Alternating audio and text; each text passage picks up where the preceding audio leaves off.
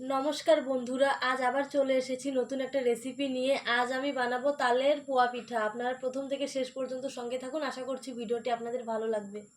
তাল চিপে আগে থেকেই রস বের করে রেখে দিয়েছি, এবার দিয়ে দেবো আটা।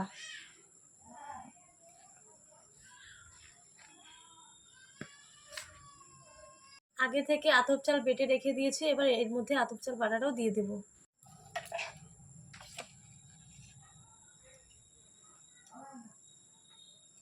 সুজি আর চিনি আগে থেকে গরম জল দিয়ে ভিজিয়ে রেখে দিয়েছি, এবার এর মধ্যে দিয়ে দেবো।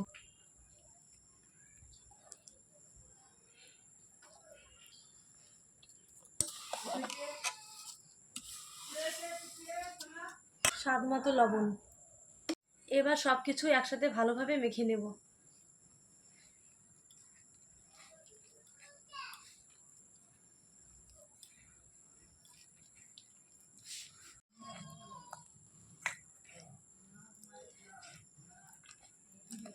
খুব ভালোভাবে মাখা হয়ে গেছে, এবার ভেজে নেব।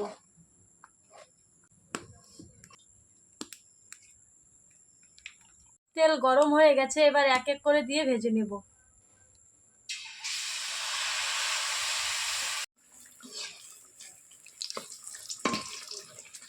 হয়ে গেছে, এবার নামিয়ে নেব।